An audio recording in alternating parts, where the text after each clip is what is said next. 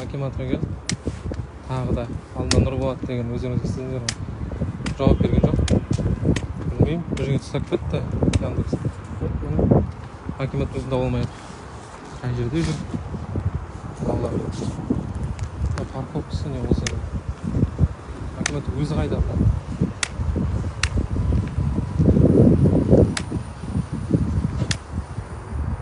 Акимат қайда, айтып жібересіз?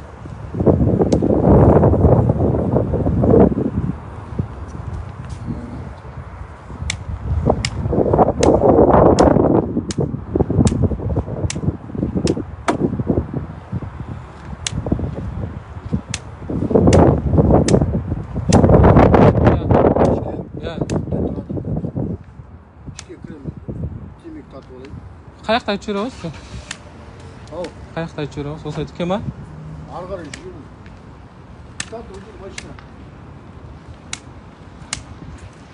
Новый жағы ғой да?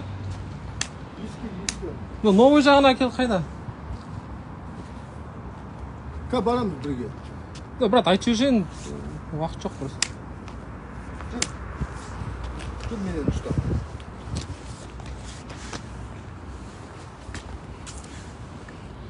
Мен не, новый жағына тастап кетті деп айтын түсінбеймін таксисттер қалай айтатынын. Кеше де осылай тастап кетті. Опа.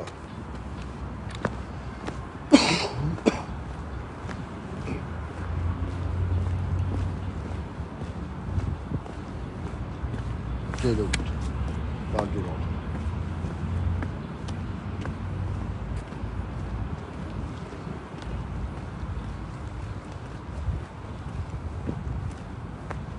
Қай управлениеге? Мен не, сұрақтарыма жауап ала алмай жұмсалған. Әлеуметтік мәселе.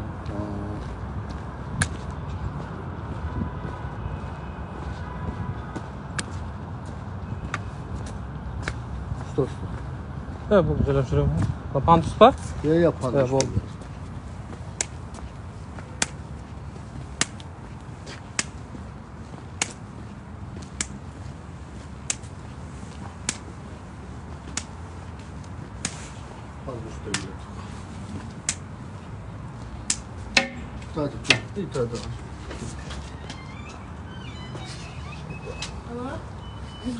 Жақсы, рахмет аға.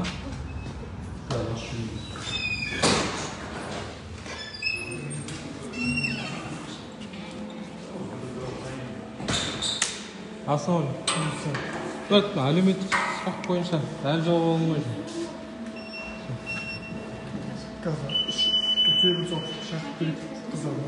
жүр. Жалпы айтам, иә? Мен әлі жерде тұрамын.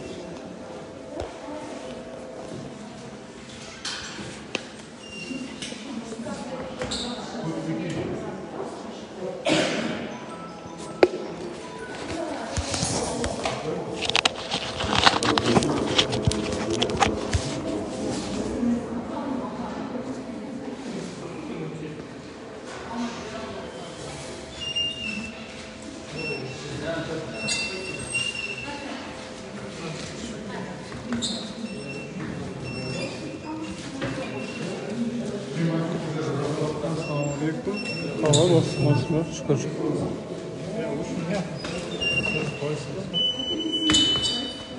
Olsun.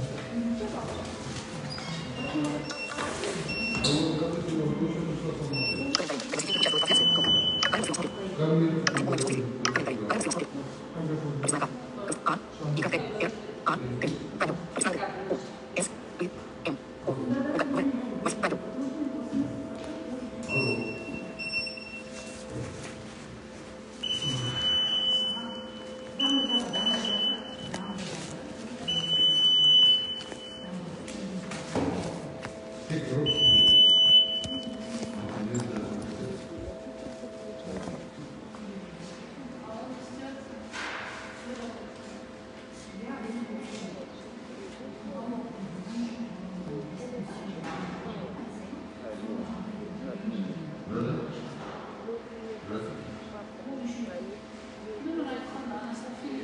думаю, конвенция пришла со стороны и правильно.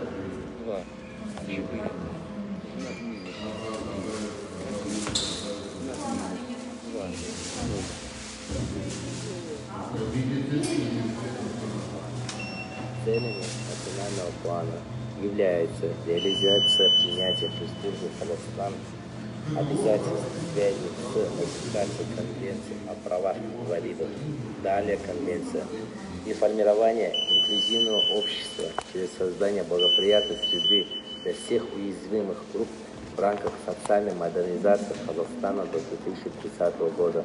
В соответствии со статьей 1 Конвенции, цель настоящей конвенции заключается в поощрении, защите и обеспечении полного и равного осуществления всеми инвалидами всех прав человека и основных свобод, а также в поощрении уважения присущего им достоинства. Кроме того, согласно пункту 1 Этического кодекса государственных служащих Республики Казахстан, утвержденного указом президента Республики Казахстан от 29 декабря 2015 года номером 153, Государственная служба Республики Казахстан играет особую роль в жизни общества. Она заключается в обеспечении жизнедеятельности общества и удовлетворении общественных интересов наилучшим и эффективным способом.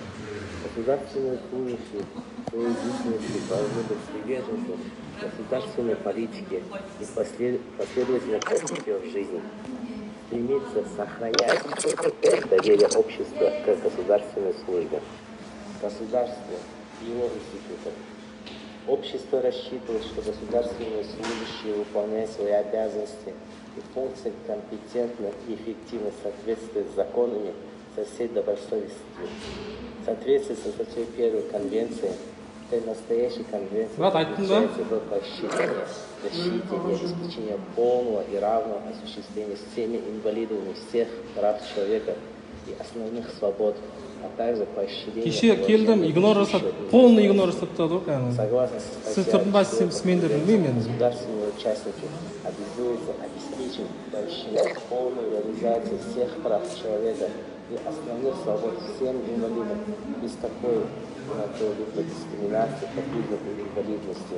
С этой целью государство, участники обязуются принимать все надлежащие законодательные, административные и иные меры для осуществления прав, признаваемых настоящей конвенцией, учитывать во всех стратегиях и программах защиту и поощрения права человека-инвалидов, принимать все надлежащие меры для устранения дискриминации по признаку инвалидности со стороны любого лица, организации или частного предприятия, проводить и поощрять исследовательскую и конструкторскую разработку товаров, услуг, оборудования и объектов универсального дизайна, определяемого статьей 2 настоящей конвенции, чья подгонка под конкретные нужды инвалидов требовала как можно меньше адаптацию и минимальных затрат по и использованию, а также продвигать идею универсального дизайна при выработке стандартов и руководящих